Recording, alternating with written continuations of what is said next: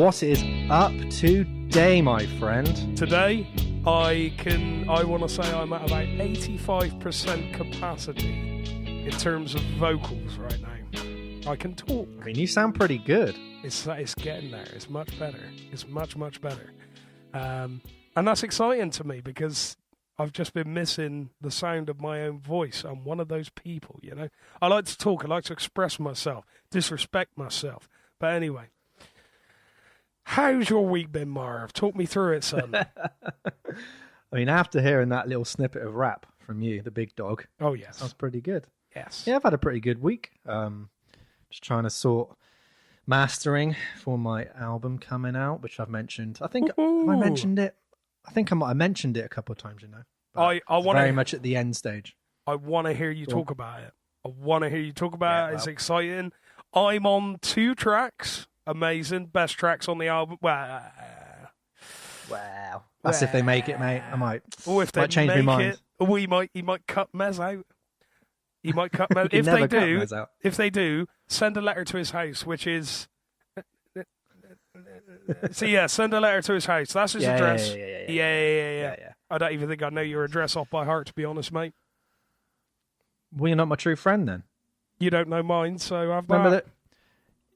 Wow, don't want to embarrass you. But there we go. You remember those days we had to you had to remember people's phone numbers off by heart. I do. I remember going to someone's house and being like, "Can I ring my mum from your phone, please?" And they go, "Yes." And you have to type in the number.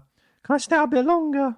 But when you were a kid, yeah, it's fine. But you got your podcast at 5, so when you were a kid, there was only 3 telephones in existence anyway, mate. So there were only 3 numbers, so it'd be easy for you to remember. That's true. 999-111, and then star. And Mum, you know, what's the album called? What's your name on Spotify? And when is the plan to get it out? I want to know. Wow, it's Afralune.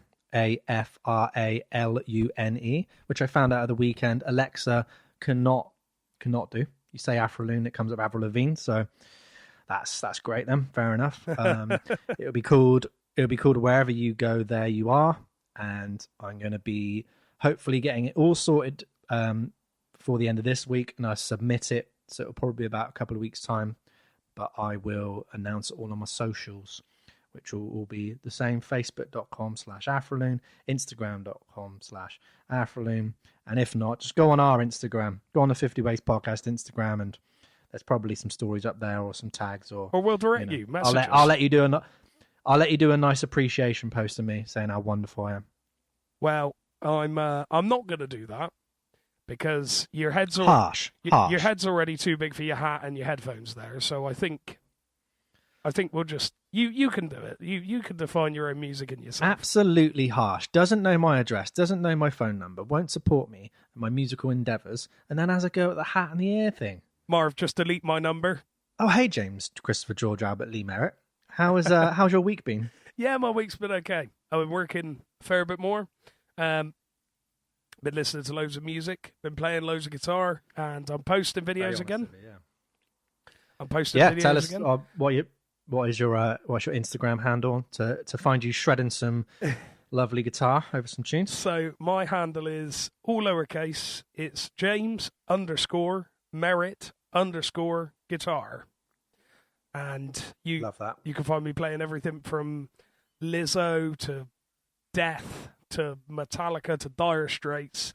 I don't necessarily have a direction in mind. I just enjoy making videos and popping them up on Instagram and Facebook. I am also on Facebook with the same handle. If you got any songs basically you want Mez to cover, they can be as obscure as you want, they can be as classic as you want. James_Merrett Guitar on Instagram. That's MERRETT. Thank you. And chuck him a DM and go, hey, cover this song. He's got it. I've got covered. Yeah. And a secondary announcement, which has only been amongst my close friends and family as of late. Oh. I have been working on an album for a little while now. A bit of inspiration taken from you there, Marv. It's instrumental. Oh yeah, this old man here, eh? That old man I'm staring at on my screen. So I'm going to be hopefully releasing that in the next month or so. And keep an eye on that Instagram page. I'm going to be promoting it so much, you're going to have enough of me. So yes, that's my week. That's my life. And list off the patrons for me, chap. I want to thank them personally. Tell me the names. Thank them personally. Tell me the names, and I will give them a rundown. I like that. Well, we had 4 on the last podcast. We did. I believe that we've added an extra one. It actually came in pretty much the day after we stopped recording. It's a good turnover, that. I'll take that. Took a little turnover. So, we had Sam Hanlon. Sam, legend. Love you. Keep doing your thing. Always there for you. Give me a shout. Luke Smith. Luke Smith, legend. Keep doing your thing. Always there for you. My name's Mez, not Bez. Ooh. So, keep rocking. Ollie Cant. Ollie Cant, special place in my heart. Always, always. Keep rocking. You're a legend. Jack Sharp. Jack Sharp knows all he needs to. That's all I'll say on him. That's very ominous. And the new one. New one. One of my best friends and my brothers. Here we go. John Murphy. John Murphy. Keep rocking, kid. I hope you enjoyed the vid. I hope you all enjoyed the vids, actually. We very much appreciate being patronized. We very much. I enjoy being patronised, you know. Patronised. I don't care about it. Patronise me all you want. But again, if you want to join them, 50 Ways Podcast. That's 50 Ways Podcast on Patreon. We've only got a basic tier at the minute, £3 a month. You get the full unedited episode a day early, which is on Wednesday, because these come up on Thursday. I've got days of the week then, Mez. Got them down, kid. And you get a shout out on this very podcast. Yes. So to all you 5, we really, really appreciate you. We couldn't be more appreciative. Yes. You know what I'm saying? Absolutely. I quite agree. Now let's actually give them something to listen to, you know, instead of 10 minutes of us talking about ourselves and our albums, which we've both got coming out, and we're just going to bore everyone to death about it. But there you go. Yeah. I mean, we're just awaiting that $1 million contract, I think, to be honest with you. It's inevitable. Exactly. It's inevitable. The stuff on my album really is. Stuff on my album is genius. You have never heard an album like this before. It's all right. Give it a listen. Let me know what you think. If you don't like it, then you're perfectly entitled to your opinion. Well, some people might not know that our intro music is actually a piece of music that you've written, which will be on this said album, yes? Indeed, yes. It's a song called Doorways. It will be making an appearance on the album. And Marv loved it so much that it became the intro music. It's not even the finished product yet. And he's decided to take that. So I'm not going to say no. I'm going to say yes, you can have that. And you can have it for free while you're at it. You can have the nice 15, 20 seconds of it gratis. Until I get kicked kicked off the podcast, inevitably, and then I'll start suing for rights. I like that. Yes. Yeah. I hope that day comes, that we get so successful and famous that we end up hating each other. Well, I mean, I kind of already hate you. It's just a different varying degree, isn't it, really? Okay, then. Okay. Well, we had the recap on the albums that we gave ourselves to listen to. So you gave me Bat of Hell 2, and you gave me Made in Heaven. Yes. And Black Star David Bowie as well. Yes. So first off, Black Star David Bowie. Oh my God, it is fantastic. It is actually, it might be one of my favorite albums. It's amazing, isn't it? Absolutely amazing. It's absolutely amazing. It's there's so much freedom on it. Like, nothing is necessarily metronomic, done to a click. It's all very free, and the guitar parts are amazing. All these parts that all these instruments play weave in at each other perfectly. It's so emotive. I genuinely love that album. I think I've listened to it twice all the way through. Yeah. And yeah. I adore it. Yeah, it's fantastic. I'm so glad you enjoyed it. I'm just annoyed that I don't know. I always have this thing where I never listen to stuff straight out the gate. Sometimes I like to give it some time so it's kind of settled in, and I get that. Maybe people have formed their opinions, but I don't know. Yeah, recently I've been just trying to listen to stuff straight off the bat that I don't know. But yes, very, very good. If you have not listened to that album, please go out and listen to it. It's sublime. It's amazing. Bat Out of Hell 2, Merrett. Come on, give me your Come on. So it's very 80s sounding. Yeah. I think it works well with his existing sound, Yeah. which is obviously 70s rock. Most notably the kind of gated drum sound. But then when I realized it was released in 1993, I went, oh, that kind of dates it a little bit to that period.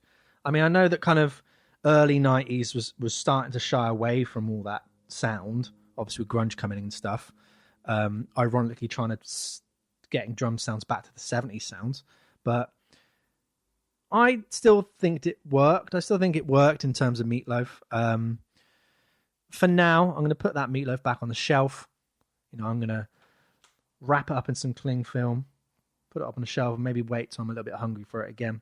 So please don't give me any more Meatloaf, is what I'm trying to say in a nice way. No more Meatloaf. No more Meatloaf for me. And Made in Heaven. Oh, I really enjoyed it. I really, really enjoyed it. For like an album which I you want to be really kind to it. You were saying it is on their weaker side of their discography. But like if this is like on their weaker side, I can't even begin to fathom what their classic, amazing albums are going to sound like. It should blow my socks off, you know? Yeah, it's when I said it was on their weaker side, I think I was coming at it from a perspective of a Queen fan, but of a certain era of Queen fan. The old rose-tinted glasses came on, and I'm looking at Night of the Rainbow 1974. Do you know what I mean? Very much, very much. You Don't Fool Me is a personal favourite. I'm a sucker for like a good acoustic, bluesy riff. And I'm hyped to listen to more Queen. I think you're getting me. You've caught me. Yeah, you charmed me. Yes. With this Queen bug. So you need to give me some other Queen albums to listen to. What is the next one I should start with? Do you reckon I should start from the beginning and work my way up? My advice to you. So the first Queen album, the production isn't wonderful. It's not unlistenable. My advice to you would be Sheer Heart Attack would be the next one to look at, I reckon. Because that's got everything on it. Everything. To me, every facet of Queen can be contained into that album. So I'd say Sheer Heart Attack. And if you really enjoy that, Queen 2, and then Day at the Races, Night of the Opera. But we'll check in and see how you're getting on with that, I think. Okay, well, I'll take one chunk. One album chunk. I'll go for Sheer Heart Attack. Go for Sheer Heart Attack. Do that. I'll let you know how I get on, innit? How about you? Any albums that you had to listen to for this week? There were indeed. I took a plight to put aside my feelings for sort of people taking Biggie and putting him in things that he really didn't ought to be in. I listened to The King and I. Which is 100% a Faith Evans album. Yeah. I'm sorry, but it is. Whether it's called Notorious or not, it's not a collaboration. By definition, that is a Faith Evans record. And if you go into it with that attitude and ignore the interlude with the guy on it who plays Notorious in the movie, it's a good album. I actually enjoyed it. I thought it was great. She's obviously very, very talented. Like you said, the jazzy sort of chords and the movements and stuff. I really enjoyed it. I thought it was great.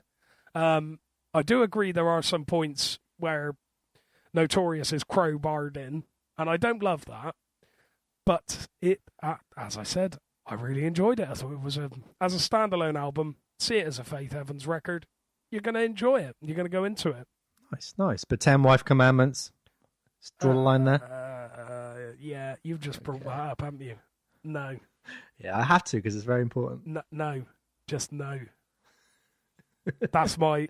If I were a music journalist reviewing this album, 10 Wife Commandments, just no.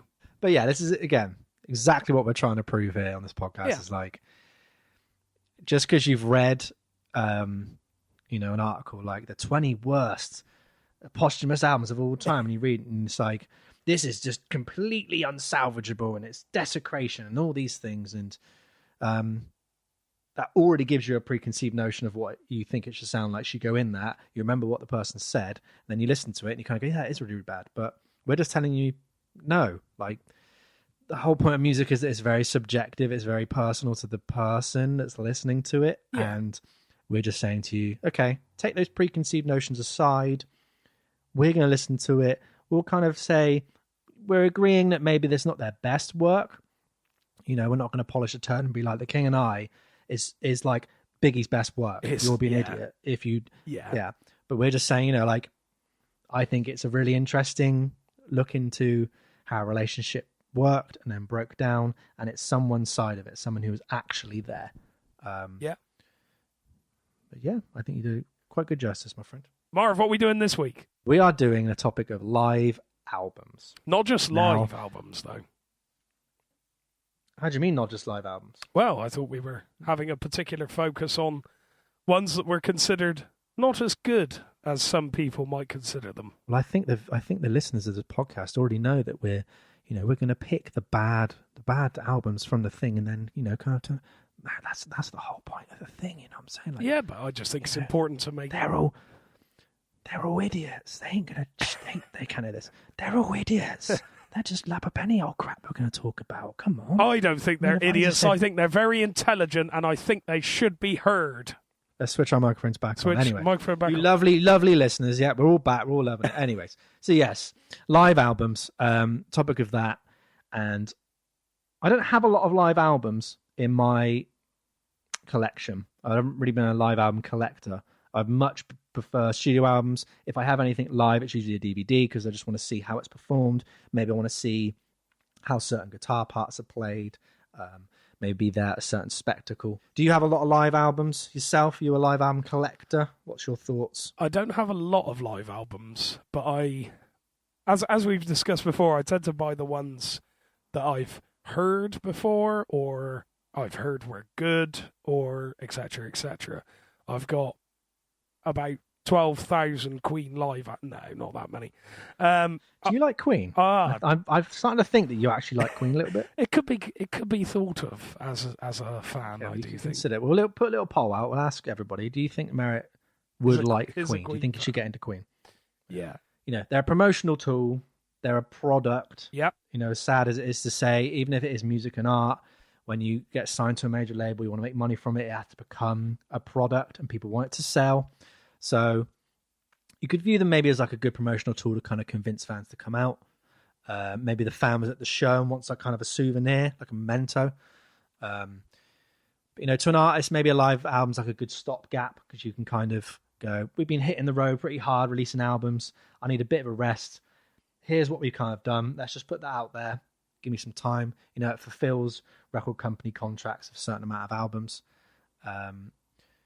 You know, keeps the train rolling. If the iron's hot, you know what I'm saying? It does. But I guess I could only really find about 4 types of like live albums. So first one would be the artist records on tour and then they overdub in the studio from like a few missed notes to maybe completely redoing all of the vocals. Which again, very, very common practice, which I can't say for sure, and maybe conjecturally can say that maybe all live albums are like this, that, you know, you record, you do loads and loads of shows, you come back, you pick the best songs from the best shows, or you pick the best performances, you go in and you go, that note sounds out of tune, let's do this, let's record that vocal's pitchy, let's do that, because you're doing a product. And you want to show everyone, hey, this is us at our best. You know, we're not lying. This is what we can sound like. Just on that particular day, we didn't really get the take. As you said, it's a promotional tool. Exactly. Second one would be the artist takes different performances of the same song and splices them together to make like a definitive performance. So again, you know, you've done 30, 40 gigs and you've done 30, 40 takes of a song, you know. Why can't you splice the first half of Stairway to Heaven with the second half from another gig in Copenhagen? Like, it doesn't matter. I know Led Zeppelin can play.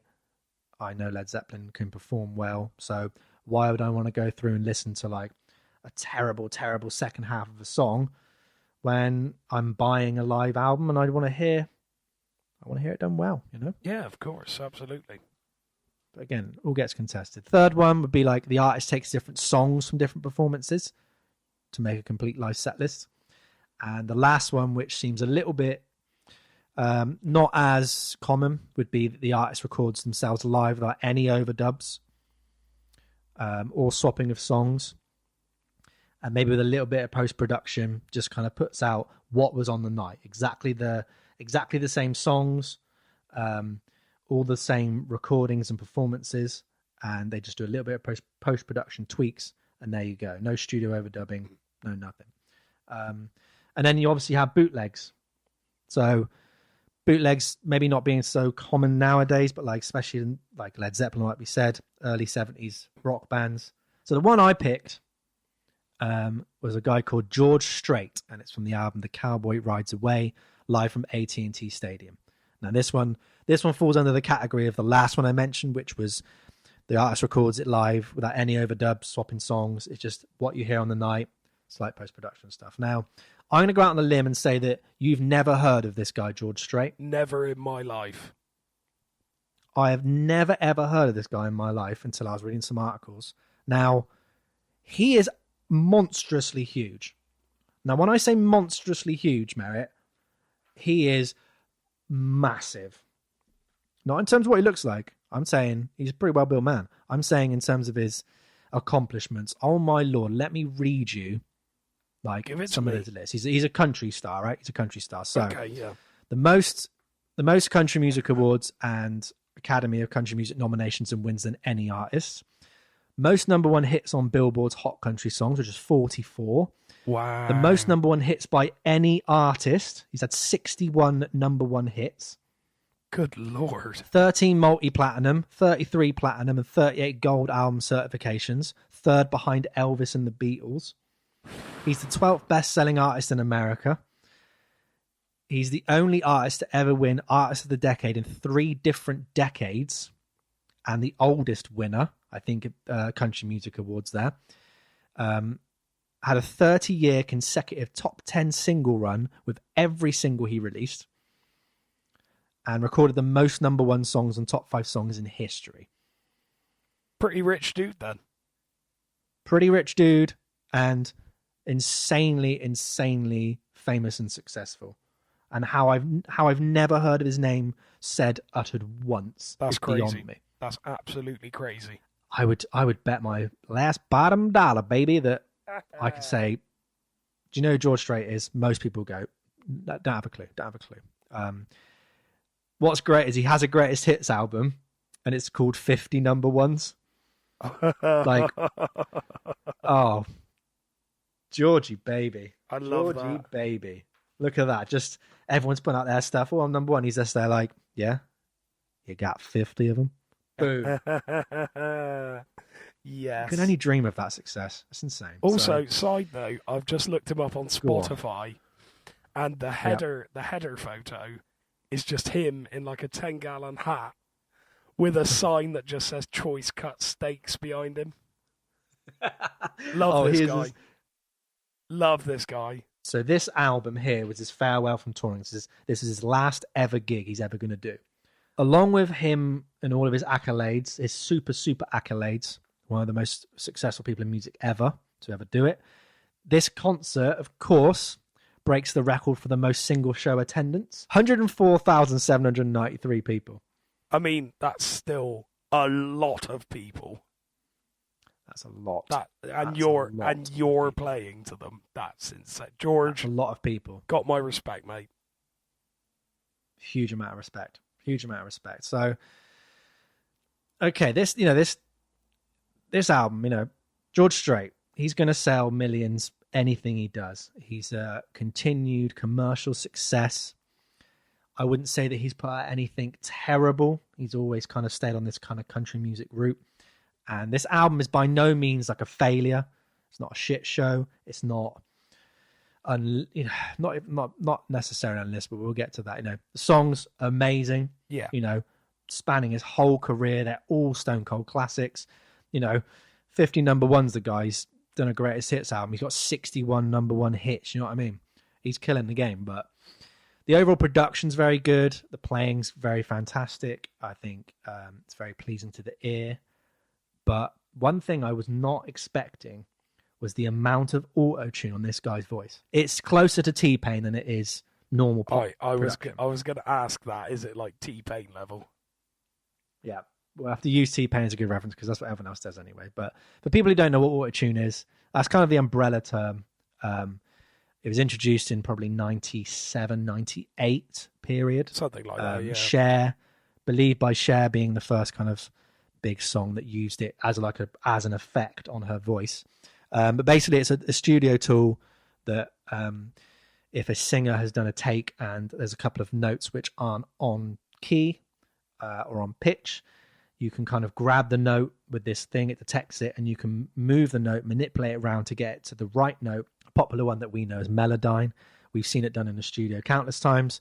You know, you've done a very, very good take. You don't necessarily want to like overdub or punch in or like slice up the take or anything. You think just for ease of financial and for time wise, that's a good take. The singer can sing that. It's just on that particular take didn't get it. So you just move it around and it can sound very natural. It can be done very, very well. And it happens on albums everywhere and you're so unaware that it's happening. Yes. It's so extreme, man. It's so extreme. And it's on every single track from the first line.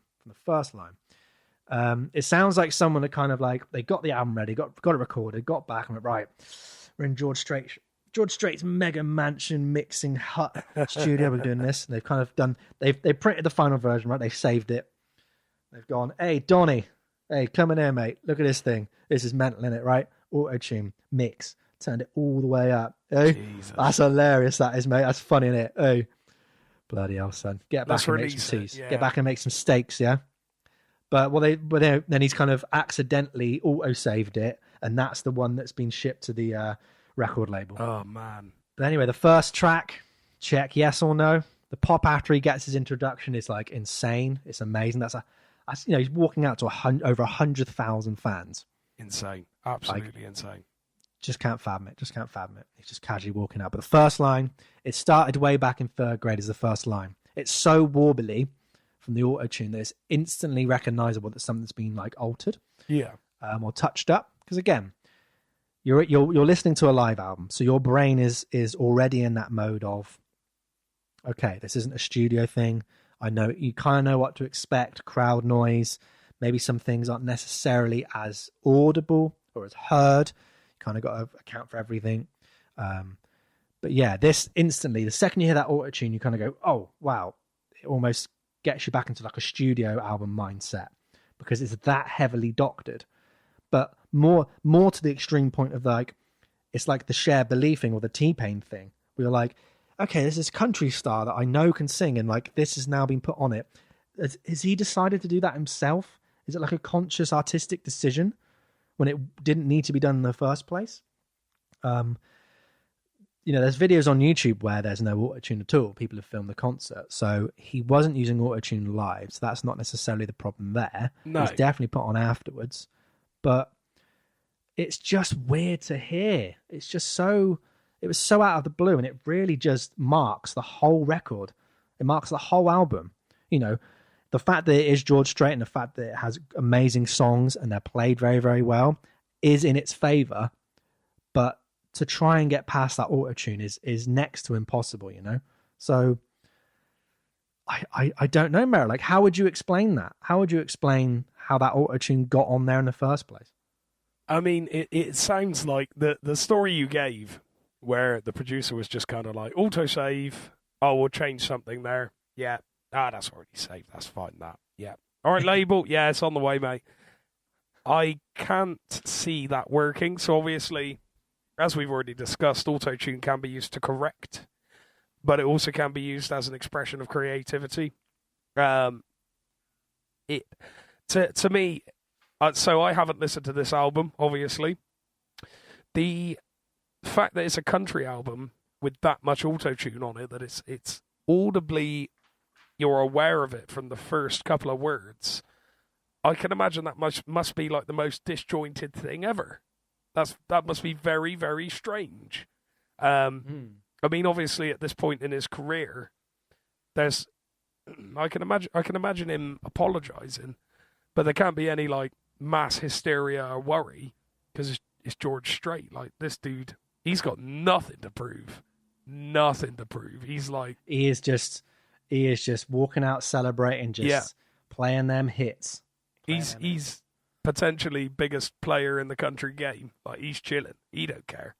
Every like the Midas touch, everything he's done has turned to gold, which or is platinum, or multi-platinum. Amazing. It's like Elvis in the 80s, basically, at this point, isn't it? It wouldn't take a lot for it to sound edited and not edited, if you see what I mean, especially at his level. He'd be able to change that and make it like he sang every note perfectly. And it probably would sound a little bit jarring, depending on how off he was, but it certainly wouldn't sound to the level of Up Down by T-Pain. Do you know what I mean? I mean, yeah, that's where your head goes to. Yeah, is just T-Pain, that kind of big auto-tune craze, using it as an effect. Yeah, exactly. And again, George Strait can sing. He can sing very, very well. He's proved it several hundreds of times. It's just maybe there's an element of, I'm George Strait, I can do what I want. Let's maybe mess around with it. So potentially, if I want to put this on my song, no one's going to tell me not to, because everything I've done has just been uber successful. Yeah. And as much as maybe, again, I know nothing of this guy until I listened to this album. Your ego is going to get out of control. It's going to get quite pretty big, and maybe for a good reason. So maybe it's kind of thing of just like, I don't care. Put whatever you want. Or he's fobbed it off to someone and gone, do whatever you want with it. It's going to sell. It's got my name on it.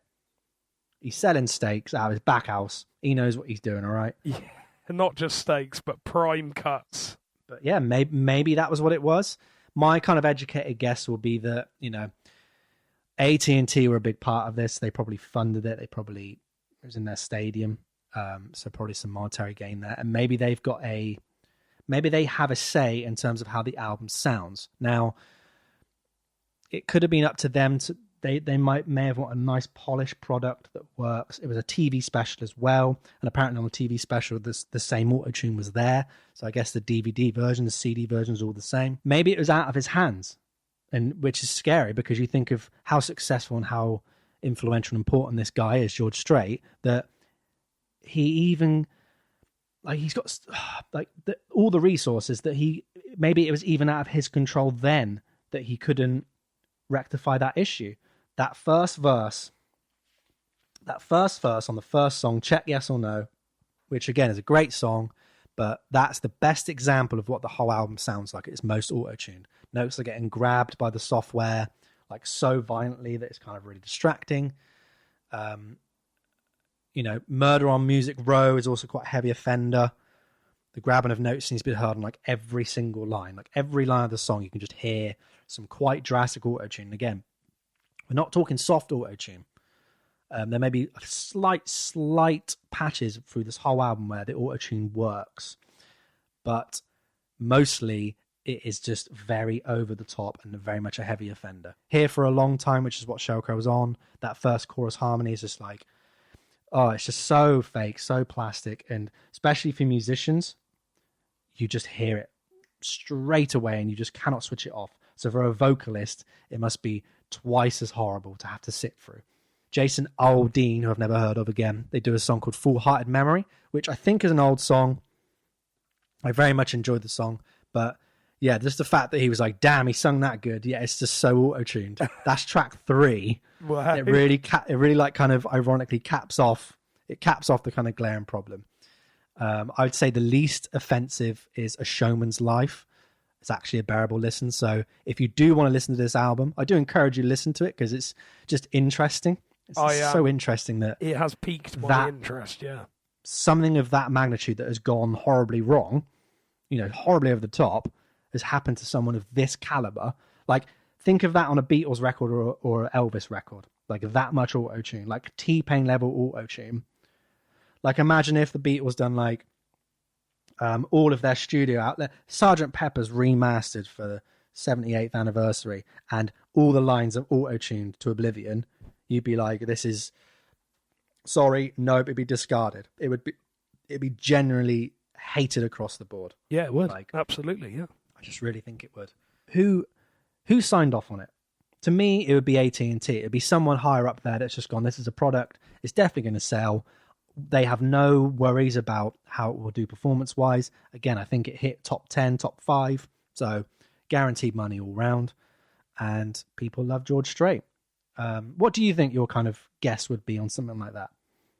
I think it's up for discussion. I mean, obviously it's up for discussion, but it could well have been that sort of attitude either way, from him, from the label, whatever. I mean, we've had this discussion before with certain songs where it's like, you must have had about 3 engineers, at least 1 producer, a band. People have played on this, and then you've got the engineer, the sound engineer, who's going to be mixing it.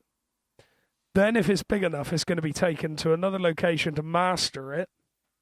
Then the label's going to hear it, and then they're going to promote it and put it out, mass produce it, put it out. A lot of people, especially in today's music, in fact, pretty much in every time in the music industry, a lot of people are going to hear this song before your ears ever touch it. Given the amount of people who would have listened to this, and obviously given that music is an incredibly personal thing, it's an incredibly sentimental thing, you can't tell me that the amount, especially with a guy like George Strait, the level that he's at, pretty much as high as you can get, you can't tell me that every single one of them listened to it and went, yeah, it sounds good. Like, even from a critical standpoint, not a money-making standpoint, but a critiquing standpoint, you can't tell me they all listened to it and went, I'm going to take that home and I'm going to put that on. Like, surely not. Biggest country artist in the world, 3rd in sales after the Beatles and Elvis. Are you not going to, you know what I mean? You're not going to be like, hey, hello, George's representative. How you doing? Have you heard this? Yeah, I have, kid. Or I think it sounds great, darn good. That was going to be my next point. Maybe they had, and they went, yeah, I've heard this. Okay. Any thoughts? Yeah. Some questions. Yeah, sounds good, mate. Okay. And obviously, with how interchangeable a lot of people are within the music industry, especially at that level, if you don't want to do it, it's about 100 other people outside waiting for the job. Maybe it was just a case of just do as you're told, all right? Maybe George Strait just really liked T-Pain and was like, I'm going to do that, boy. I've got Maybe to do just really that. loved it. I've got to do that now. Exactly. He'd actually been using auto-tune in his record since about 2000, so when auto-tune came out. Now, personally, I don't think that he needs to use it. I think he's a brilliant singer as it is. But even then in 2000, like, it's slightly noticeable. You can really hear there's, it's not as smooth as it should be to a professional level. There are slight little things there. Okay. So it's on his 2001 album, The Road Less Traveled. It's called Stars on the Water.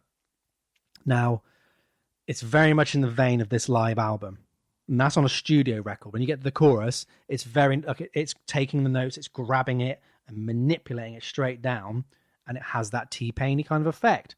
But it's pre-T-Pain. So really, T-Pain rips off George Strait. That's how influential George Strait is, my friend. But it's prevalent. Basically, it's prevalent in his work from 2000 onwards. So for 13 years, you could say that maybe why a lot of people disregard it and don't worry about it is either that because they've heard that in his music for a good 13 years, they're used to it. It's a part of his sound almost, and that they don't worry about it. They kind of just go, it's George Strait. They don't worry. They get rid of that oversight in their head because the songs are that good. The performances are that good. He's that historic. He's that much of a legend kind of status. Again, maybe my more educated guess might be that they all mixed it and they went, this sounds good. This is without the auto-tune. They've done a very, very good mix.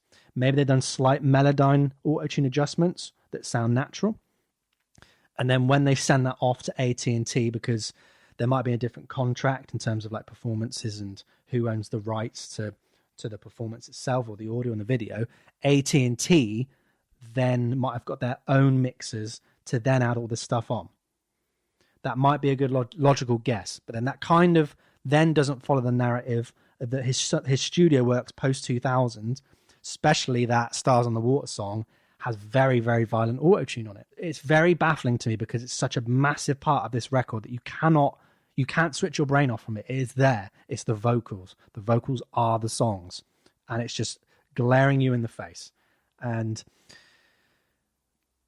you know, we're all self-conscious of our playing from time to time and our playing abilities and stuff. And, you know, I'm not.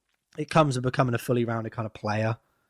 No, you're not. You're just great. I'm just fantastic at everything, to be honest. He's just bloody fantastic. I mean, you're pretty good, to be honest. You know, rock, metal, metal, rock, classic rock, some more heavy rock, pop rock, 80s rock, heavy rock,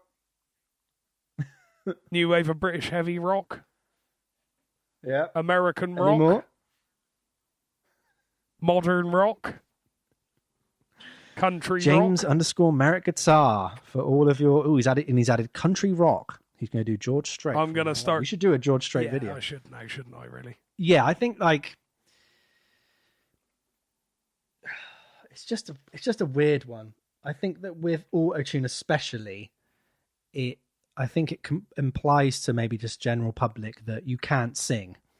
People use auto-tune like that because they can't sing. They're not a real singer. The authenticity's not there. And that's what it kind of gives off. So it does boggle my mind that why it was there in the first place. Now, I think the songs redeem it. I think the artist redeems it. But I would encourage people to listen to this album, just for the sheer auto-tune, just how abrasive it is, how violent it is, and really it's a testament to really be careful who mixes your stuff, you know? Yeah, absolutely.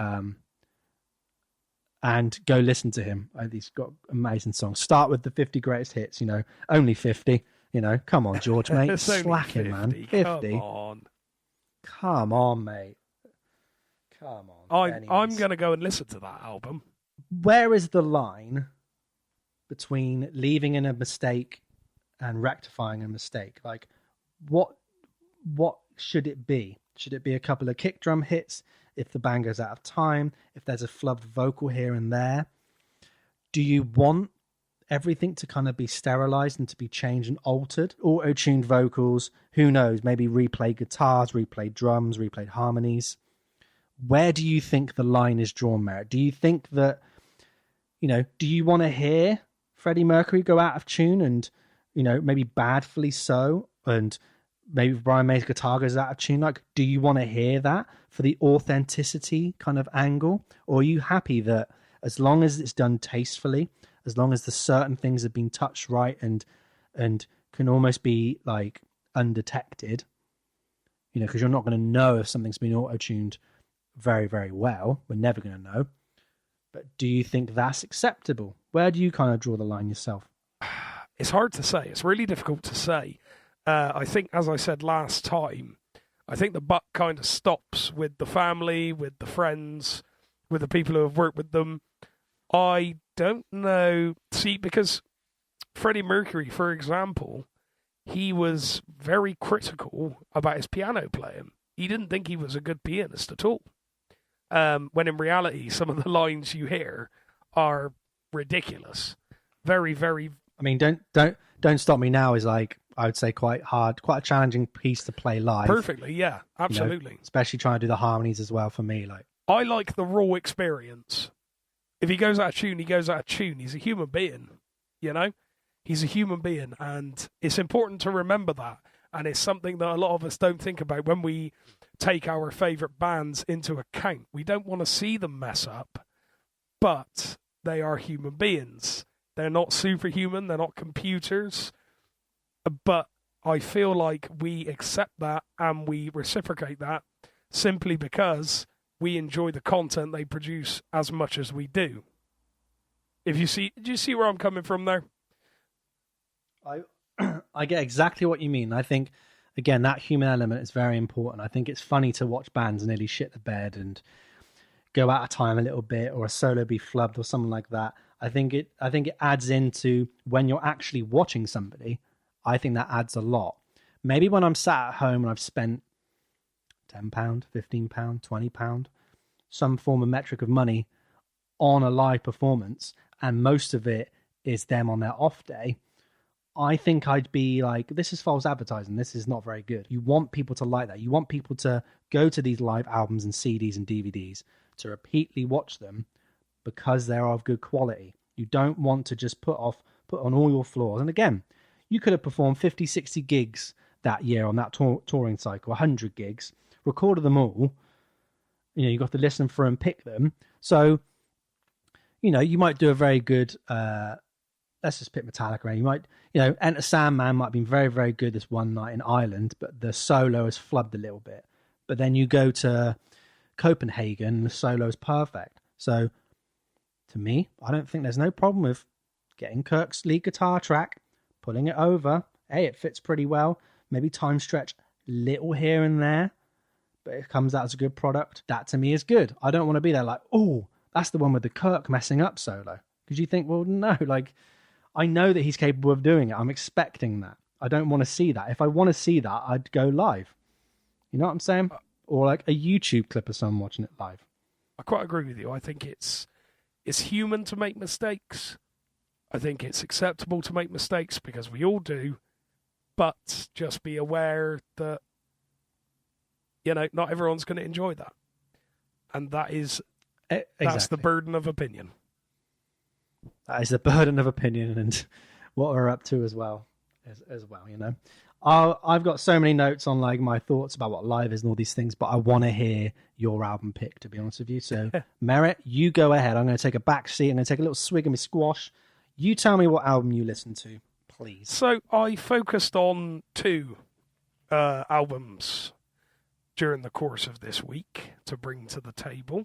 The first album is called Having Fun with Elvis on Stage.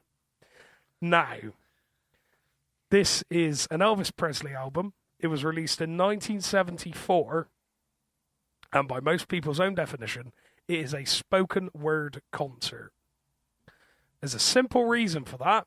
I have lined it up. It is 37 minutes of Elvis Presley cracking jokes on stage. It's banter with little to no musical content. That should be your memoir title. Yes. I listened to this, and there was an article on a blog, so it's opinion. It's not factual, but I don't need it to be factual. It's an opinion.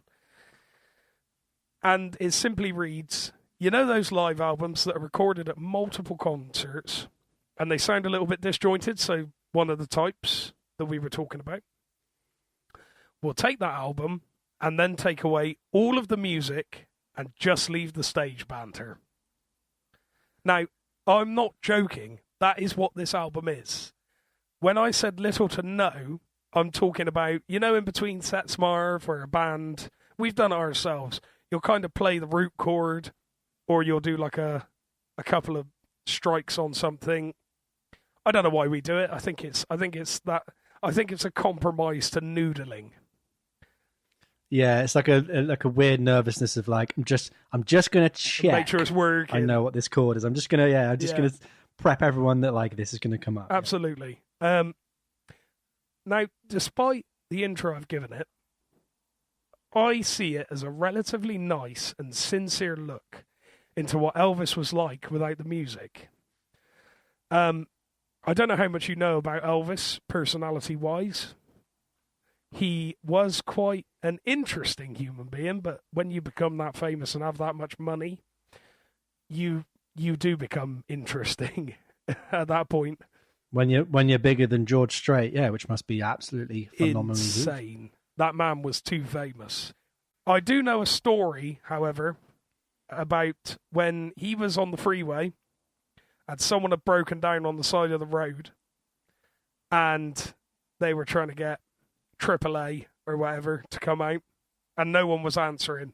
So he just sent back a brand new Cadillac. Legend. That's what he did. He sent back a brand new Cadillac and he went, you have that. Oh, thank you very much. Eddie Cochran, 1950s. Our first Elvis impersonation on the podcast. Episode 4 only took 4 episodes. It only took 4 episodes to bust out the Elvis. So, I will give you backstory on this album. It was created by his manager. I'm going to ask you if you know his name. Colonel Tom Parker? Correct. It is Colonel Tom Parker. Yes. However, he wasn't a colonel and his name wasn't Tom Parker. But anyway. So I love that. It's so good, isn't it? You're correct, but you're wrong. Essentially. He was known as that. So it was created by his manager as a ploy to self-release Elvis through his own label, which was Boxcar Records. And the reason why it was done is because it would not consist of any content that would be contractually owned by RCA. Or at the time, so he thought. His idea was to theoretically retain profits from the album. But later on, RCA claimed the rights anyway. So all that in vain. Wow. But yeah, Boxcar Records was formed to manage Elvis's commercial rights. So the general feedback on YouTube, because this is the only place I could listen to it, by the way, it's not on Spotify. It's not there. And I don't own it. The general feedback is good. Fans love it. Fans absolutely love it. Yeah, I know. It's really weird to me that they would. Now, it's actually quite entertaining. There are some points where it is funny. But as I'm sure you know, when you tour, when you gig, you tend to have the same sort of stock phrases ready to go. It's not different every night. It's because a show is rehearsed and you want to make sure that you're retaining that. So it does get a little tiresome after a while. But yeah, the general fan response on YouTube is positive. However, it does have, of course, the odd comment ripping it to shreds. The old negative trolls, love it. And it usually scores 1 out of 5 stars by critics. So, despite seeing the good feedback, it is often described as the worst Elvis album ever.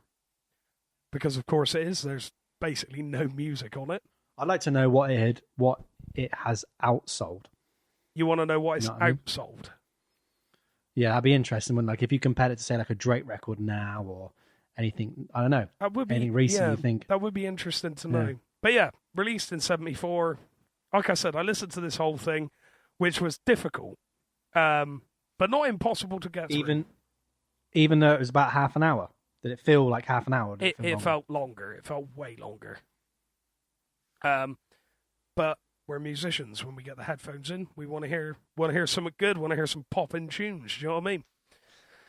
So another thing that I think could be a contributing factor here. It could be a case of like Beatlemania. So, for example, because Elvis released it, as you've already said, it's Elvis. People are going to go out and buy it. And because Elvis was as big a star as he was, he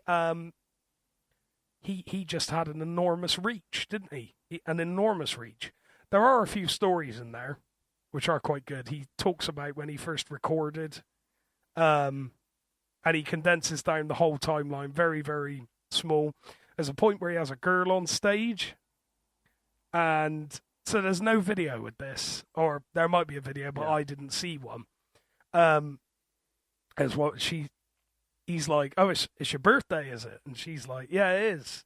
And he's like, what do you want then? And she goes, I want a scarf. So obviously they selling scarves. So I would imagine a merch stand or something. And he gives her a scarf. Elvis on the merch stand after the gig. Yes. I sell my own merch. You want to sell my scarf, honey? Oh, hound dog. Buy some merch on the way. You want to shove a little creature in there, sweetie pie? But yes, we're both Elvis impersonators. So yes. Hire us, please. Please, pay me. So yes, that was the most interesting one I could find because there's no music on it at all. And it usually ranks as the worst live album because of that very reason. There's no music on it. It's just it is literally 37 minutes of Elvis cracking jokes. And actually, yeah, I think you should listen to it just to hear what I mean. I think I will. But yeah, would you agree? Like that that is as close to what a live album should be. That it's fully live. Well, the only edits on it are they've taken out the songs. That's it. There you go. Compare it to Live at the Rainbow '74, where Freddie Mercury has auto-tune in his voice. Who's got more of the kind of studio touch-up work? What's less authentic in that regard? It would be the auto-tuned Freddie Mercury, wouldn't it? Well, yeah, if that's how you're going to define it, definitely. But does that then alter your perception of Queen, how they were, what they accomplished, with the fact that a posthumous release like that had to be auto-tuned? Does it burst any bubbles? And also, we're talking about albums that we're aware of that have these things. Yeah. When there are millions and millions and millions of records, live albums that are touched up all the time, we have zero clue. Exactly, and that's the point. Let's say you're in this position. So you're in a successful band.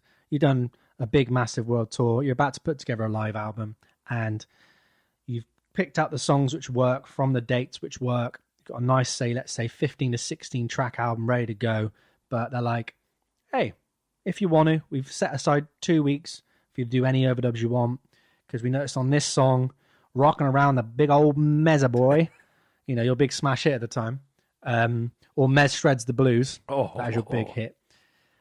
There's a couple of rhythm guitar parts which we can't hear. The microphones didn't pick them up, or you flubbed them here, or actually your amp kind of failed, but your out what was pumping out was fine.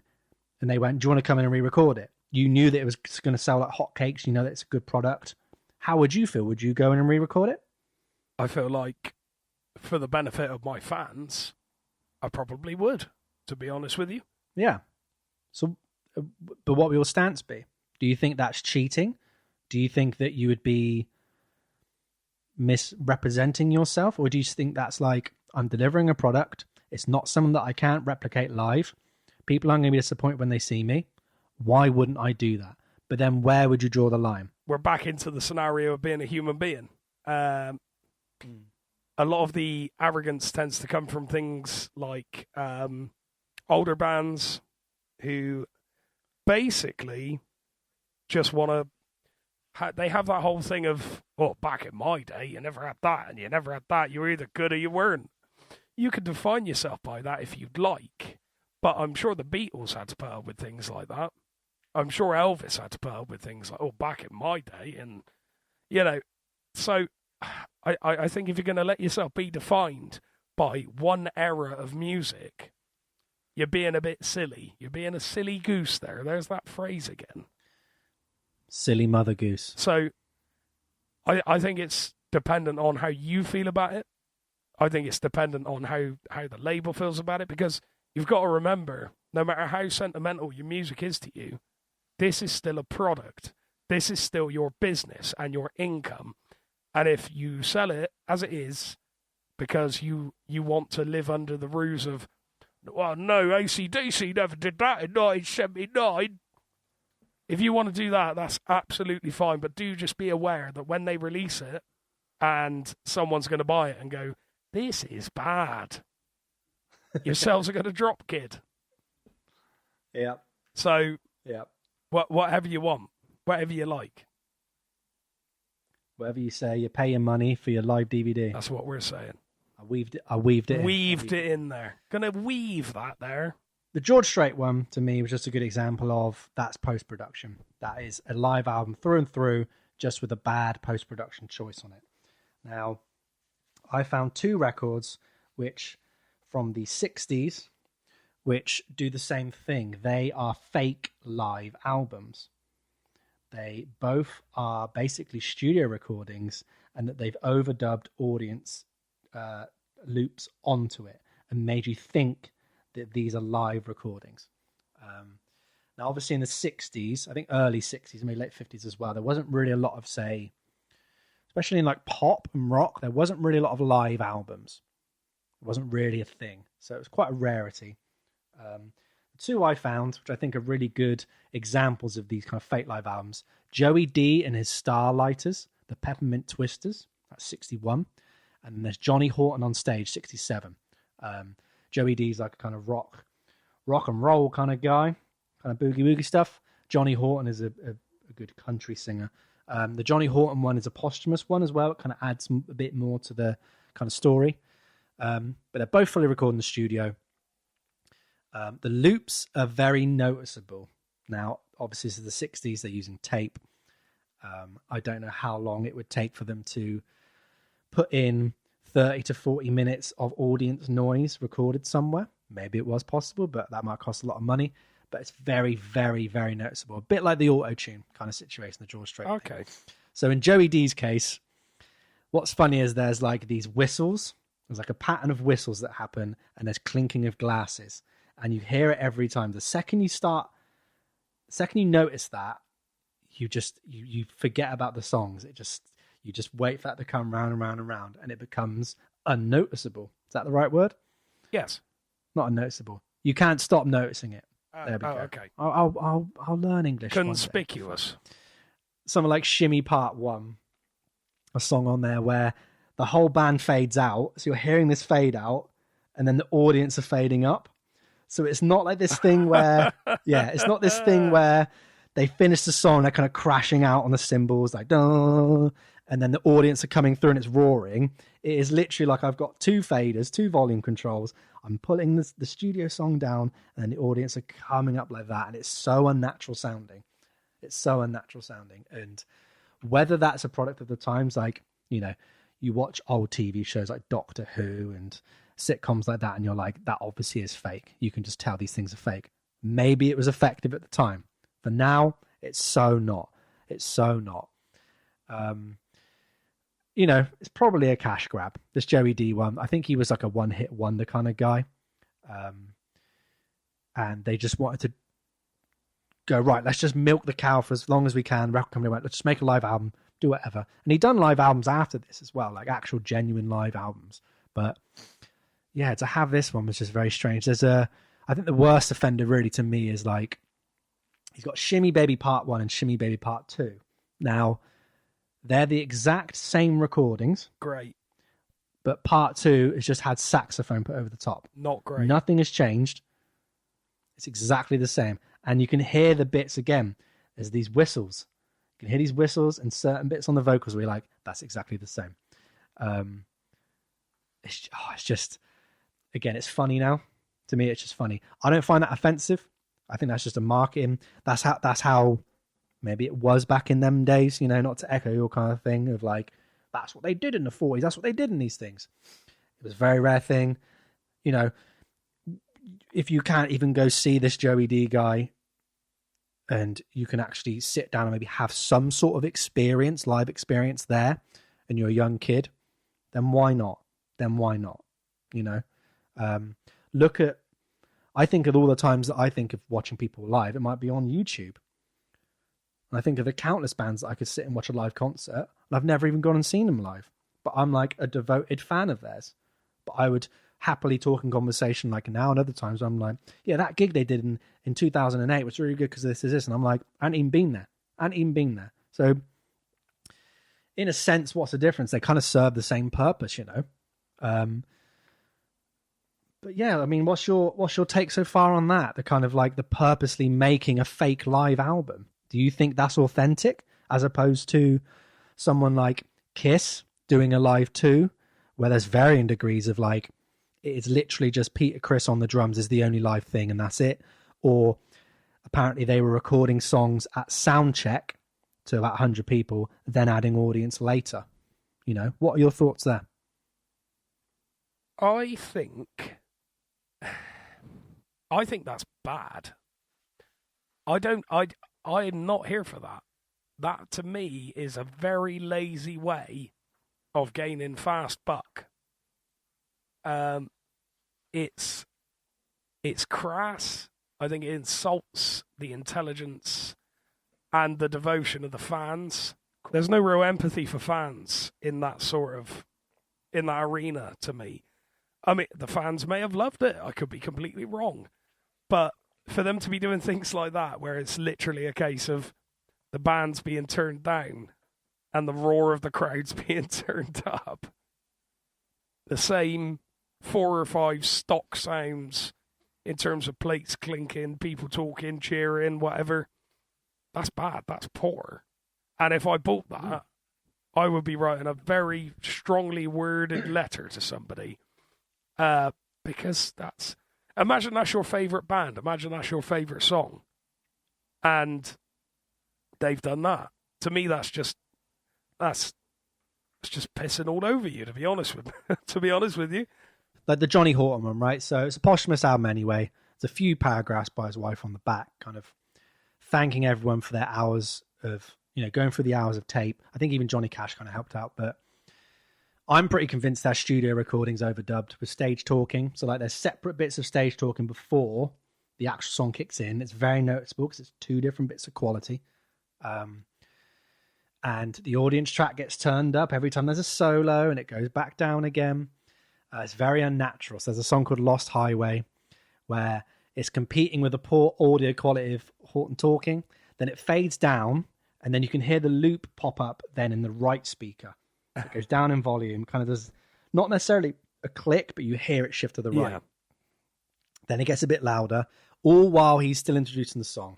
Then when the new audio of the song starts, the audience noise kind of stays the same. So usually when someone goes, and this is my new hit, Mesh Shreds the Blues, everyone goes, and claps. It's just exactly the same. Yeah. And then it's like polite claps, and just eventually fades out. And then then during this live quote unquote performance, you don't hear any crowd noise. So it's like even more noticeable, this is throughout the whole album. Oh dear. Now, again, he's not there to kind of vet this process. No. This is other people. And it could well be live, but I really don't think it is. I really, really don't think it is. But I can forgive this. I can forgive the Joey D one and the Johnny Horton one, sorry. I can view it in a similar way to what Kiss and other bands have claimed to have done or actually done in concert. They're creating a live performance environment to kind of showcase how their live shows would be. The songs they would play and the musicianship that would be present. For like Joey and Johnny, who didn't have the choice, they didn't have the choice to mime performances. They didn't have the option to backing tracks. Right. It was very much like, if you just got to play, don't care, just play or not play. I can listen to those albums and know that maybe it was more of like a record label push to put something out to fulfill a contract. And I'm not mad at them.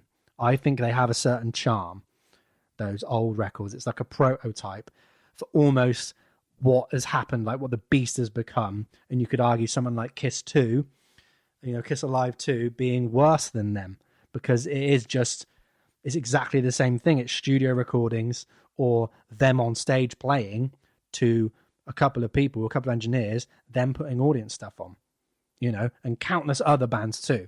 But to me, I don't see the difference. I think if you can back it up live, fine. I think for a band like Kiss, I wouldn't mind seeing them play live if they're lip syncing, if it's a good experience, dependent on the money. Yeah. I think that's a big factor. I think it's all dependent on can they prove their point? Yeah. Is my purpose. Can they prove they can do live on CD? Yeah. Yeah, absolutely. Absolutely. Give us your last album, your last live album that you looked at, please. So, I know it's a big old doozy, a big one. It is. But go for it, kid. So the album I picked was the Plastic Ono Band live in Toronto. Now, a lot of people say exclusively side 2. I listen to both sides because perspective is a beautiful thing. And I picked this because Marv, a lot of people may not know this, but he is an enormous Beatles nerd.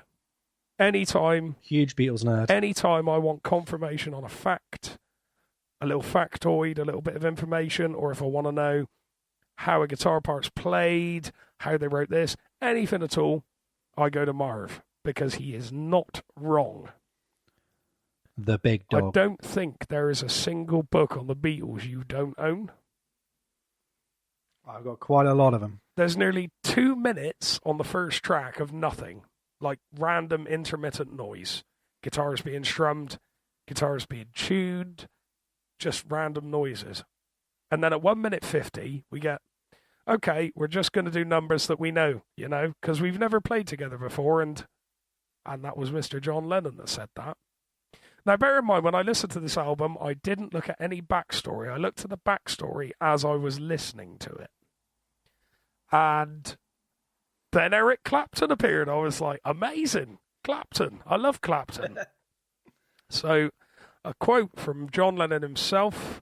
We got this phone call on a Friday night that there was a rock and roll revival show in Toronto with 100,000 audience, or whatever it was. And that Chuck was going to be there, and Jerry Lee, and all the great rockers that were still living. Bo Diddley, supposedly the Doors were top of the bill. They were inviting us as king and queen to preside over it. Not play, but I didn't hear that bit. I said, just give me time to get a band together, and we went the next morning. So he said that in 1969. And it basically nearly didn't happen because Lennon and Yoko decided to stay in bed. And Eric Clapton was unaware of the plans to meet at the airport in London before they went. So we're already getting a good feel for this. It's already going well. Okay. So it's very organised at the minute. I have done a little bit of a rundown of songs. It's a little bit more like a review than anything else. So it's very slapdash sounding. There's a very good reason for that, and that's because during only the flight, the band actually convened, threw together a set list, struggled to hear guitars over the airplane's engines because they had electric guitars and not acoustic. As we've already discussed, John was addicted to heroin and going through withdrawal at the time. Is that correct, Marv? Definitely something to that degree. Like he was definitely throwing up a lot.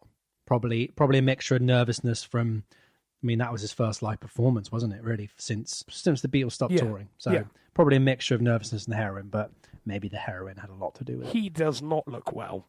He does not look well on the video. Blue suede shoes, Clapton has a big old shred. It sounds like a jam. It sounds like a jam. However, it sounds like a jam with very good musicians because there isn't a lot of our experience of jam bands. You kind of get a sort of base level as to how this is going to play out, don't you? Whereas this seems better. There was a bit of a shaky finish. Then we've got Money, That's What I Want. Is John out of time in the first verse? It sounds like he's off by about a beat or half a beat or something. It really does sound like, and then he kind of gets the rhythm of it. I might be wrong. Clapton shreds again. I'm here all day and all night long for some Clapton shred. All the time I'm here for it. The same ending as the first, just kind of like a kind of whatever. What's the ending go again? Just the classic rock ending, Classic Mez definition. Yes. Dizzy Miss Lizzie, I've just put fine. That's all I've got for that. Your Blues, I didn't put anything. Now, that is side one, am I correct? Believe so. Also, I love Your Blues. I love it on the White Album. Yeah, amazing. And I think I really like it on this album too. Like, it's just great. Do you know what? A really good performance from Lennon on vocals, considering what was happening at the time. Really good performance. Solid vocal performance. And then we get to side two. Oh, no. So, I'm going to talk through these, and then I'm going to, because I know you know more about this than I do, but I'm going to talk through these, and then we're going to convene. So, I've done the same again. We've got Cold Turkey. The first note I made was, Yoko, you okay, hun? Weird, flailing, high-pitched instrument. Very unusual. Some very strange vocal noises going on. Then we've got Give Peace a Chance. I've forgotten those bits in between, but I know the chorus, so thanks, John. Thanks a lot. This is terrible. Was this written, or is it an ad-lib? Lennon's lost the plot. He's trying to tune at some point. And then we have Don't Worry, Kyoko. Now, this is where the downhill stroll becomes an unstoppable train with no brakes and a lot of things in your path. This is where I have made most of my notes. So the first point, and now Yoko's going to do her thing all over you. I don't think there was any way to prepare for what was about to happen to my ears, but that was one way. That was one way of signalling what was about to come. At least he warned you. He did warn you. So, this is as I've written it. By my own definition, a blues jam with Yoko helplessly trying to express herself using any random note that she can lay her chords on with more vibrato than anyone ever needed, intertwined with the most hanging wails I've ever heard. It's like she's on a boring roller coaster and trying to overplay it. Hanging wails. Hanging wails. Did you like the last bit as well? I didn't even hear it because all I could hear was hanging wails. It's like she's on a boring roller coaster and trying to overplay it. Utterly unlistenable. Oh, wow. It's that bad. I enjoyed the millisecond of feedback at the end. I have never been so happy to hear feedback in all my life. Anyway, we now have John, Let's Hope for Peace. The pinnacle of this album. The pinnacle. She just can't sing. Why is this being allowed? I can't even call it avant-garde. It's too bad. Random guitar chords with Yoko shrieking over the top. There is no respite. Who asked for this? The bits where she stops and there's slight hums of feedback are a welcome rest. I've never been so willing to hear feedback in my life. Maybe I just don't understand it. It's too arty for me. I was too unkind about the previous track. This is utterly unlistenable. He could have backed out at any time. And my final point, at roughly 18 minutes 56 seconds on the video, Eric Clapton has a look. This look cannot be described by any being, but I can only assume he is feeling exactly the same way as me. And I'm going to call it 4 minutes before the end of this. I called it. That was it. I was out. I couldn't. You tapped out. I couldn't do it anymore. Side A, go and listen to it. Side B, I can't even describe it. There's no word I can say that can put across how bad I think these pieces of music are. I know pretty much as you, chap. Obviously, this is around the period of Let It Be in Abbey Road. Yes. More specifically, Let It Be. There's this woman she's had a child, Kyoko, who's been taken away from her by her ex-husband, who I don't believe she sees maybe until the mid-70s. It takes a long, long while for her to actually see her kid again. Didn't know that. So that adds a little bit of like a kind of definition to that. Is it Don't Worry, Kyoko song? Don't Worry, Kyoko, yeah. Yeah. So her shrieks are like desperate pleas. And the feedback, it's just it kind of encapsulates maybe the way she's feeling in her brain. And the only way to get rid of that feedback is to shriek, is to scream over it. So, like you said, it then gets to the point where the feedback becomes something you crave, that you want. Whereas in other circumstances, feedback is something you don't want. It becomes unwanted. And it's very sparse and in between. And, Lennon's bored of being a Beatle and playing conventional music. And I think it shows. He very much wanted to go back to his bluesy kind of roots, which is what Yer Blues is about. Like, again, it's an interesting document of that time. Nothing is necessarily doctored. Like you said, if Lennon is kind of off beat at some points, that's exactly how it was. it's a momentous occasion. And granted, it's not the best live thing ever, but it's still a momentous occasion. The fact that this is John Lennon performing live for the first time since they stopped in '66. Yeah, I mean, the Yoko Ono stuff, yeah, it's not amazing. It's not for me. I can't exactly listen to all of it all the time. I'm not like invested in those kind of freak out compilations and stuff, but like I think it serves a good purpose. And again, as a live album, it's as true and as raw as you can get. It's more true and raw than the majority of, you know, all these other live albums that we talked about and ones we hear, they've been doctored and heavily edited. Maybe he shouldn't have not done it and gone, give us a couple of weeks, we'll rehearse up and do all that. But then what would you then be left with? You'd be left with pretty perfunctory, good run-throughs of blues songs. You probably still would have had the Yoko Ono stuff. So I don't think it makes any difference. I think it would have been almost a bit more like a throwaway album than if it was kind of like a good quality live thing. It's interesting to know, like you said, they couldn't even hear themselves rehearsing on the plane. They've just decided the set list. A few of them, you know, John Lennon, Yoko Ono, Eric Clapton weren't even aware about doing the gig. They just turn up and play. Isn't that interesting to see like the rawest form of these big artists? And that's where my head is at for that. I like that.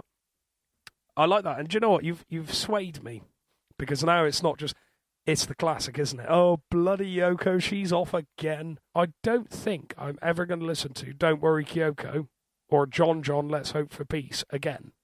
I don't think I will. It was an experience. I'm glad I've heard it. Because it's, you as a musician, you should listen to everything. You should listen to anything that could give you potential inspiration. You should get it from everywhere.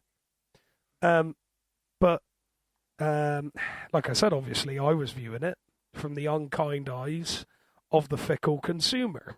Yep. You know, why? Where She Loves You? Play one we know. Come on. So, no, and like I said, Side A, I'm absolutely fine with. I actually enjoyed it. It was nice to hear. And you're right, the rawness of Clapton alone, just doing his thing. How grand is that? Even Cold Turkey, I could deal with. Give Peace a Chance is pretty much my limit. I could criticise it to the end of time, and I already have given it quite a lot of flack. However, it's John Lennon, and I haven't written anything nearly as good as Imagine. So, well, I mean, your intro theme song's pretty banging. That's pretty good. Yeah, but come on, Marv, come on. The Spawn Dooley will come rolling right in. Come rolling, especially when we've had an argument and I'm claiming rights and suing. Like a child. That's mine. That's my bit of soundtrack. I would say if you want to listen to good Yoko Ono, listen to Let Me Count the Ways, which I believe is on Milk and Honey, which is the John Lennon posthumous album. Let Me Count the Ways is a nice little beautiful song. I think it shows a like fun side to Yoko Ono. It shows a side that you wouldn't like. You'd be surprised that is Yoko Ono as much as you're surprised that she does 20 minutes of shrieking. Yeah. And again, I kind of feel bad now because Don't Worry Kyoto, I view that as something that's difficult to listen to and ear piercing, etc., etc. So it's nice to have that come from a different perspective. I would encourage people to give that a lesson. The lesson is have a listen to all of these albums. So the George Strait one is The Cowboy Rides Away, live from AT&T Stadium. Really give that a listen and see if you can kind of handle the amount of auto-tune that gets put across of it. Joey D and his Starlighters, the Peppermint Twisters. You can only get it on YouTube. Same as that Elvis Presley one. The Johnny Horton on Stage. That is again as another YouTube one. And another one that you mentioned. Oh, the John Lennon Plastic Ono Band live in Toronto. I'd say listen to it in order. Yes, please go listen to those albums, and we want to start a new kind of segment of like second thoughts, or we basically want to hear what you, the listeners, what you think of these albums. Please go and listen to them. DM us on Instagram and Facebook, and leave us comments on our YouTubes and carrier pigeon. Carrier pigeon. We accept carrier pigeon, exactly. Tape it to the back of a bread roll and throw it and just see if we get it. So, Like, just let us know. Let us know. Go on. Another Send one. us a Do message on another one. Go Xbox Live. I like that. Hire a That's good, plane isn't it? and write the Yeah. message in the sky above our houses. YouTube comment theatre. This one comes from the video I Was Made for Loving You. Paul lip sync song. Kiss at Hershey Park, PA Stadium, 21st of August 2019. Tonight, I'm going to fake it all for you. In the darkness, there's nothing my tracks can't do. And tonight, I'm going to prove my voice ain't beat. Because I was made for syncing it, yet still sounding like just poo. Paul put on a great show for everyone, including your self-absorbed, lonely, Prius-driving, minimum wage making ass. And you're going to be like, oh, he was lip-syncing. Boo-hoo. He is 67 years old. Just shut the hell up. Hey, it's the guy who hates Kiss and yet searches the YouTube all night looking for Kiss videos so he can troll everyone. You fucking pathetic loser. You really are a low-life virgin, are you? If you feel the need to go on every single Kiss video and spam your comments, oh, and by the way, your ass is reported for spamming. Now go do something productive with your life instead of obsessing over Kiss and hating on them 24/7. Oh, the butt hurt. Grab a tissue, Petal. Someone sounds butthurt. That I said the truth. Grab a tissue and cry your eyes out, baby. You said some truth? Where? Oh, and try and come up with something original, Petal. I know you Kiss idiots struggle with the intellect of a midget, but please try. Oh my God, we understand you don't like Kiss, so stop bitching and moaning about them. Let's put your grandpa up on stage in 8-inch heel shoes and a costume and tell him to sing and play guitar for 2 hours. I want to see that. I want to see my poor old granddad Davey get up on stage, all the swag, and go for it. He'd probably do a better job, to be honest. But there you go. That is the podcast. Yes, for this it week. is. Hey, he's brought out the old voice changer. Just once. Love Once that. per episode. I'm not telling you when. Please let us know your thoughts and opinions on the albums we've talked about. We're really, really interested, and we want to start this new segment up. And we're going to go out now with one of my buddy songs, Sordade City by Uncle Sue. He goes underneath Uncle Sue. That is UNCLESU. Very, very good skateboarder. If you like hip hop, like chill hop, all that kind of stuff, that ballpark, you're going to love all this stuff. You won't be disappointed. And next week, we're going to be doing cover albums, Mez. Looking forward to it. Artists. What happens when artists start singing other people's songs? Does it go right? Does it go wrong? We're going to talk about the wrong ones, defend them, see what happens is going on. And that's all I've got, buddy. So Rock and roll, kid. see you all later. See you later, kids. Keep on rocking, eat your greens, brush your teeth, and learn maths.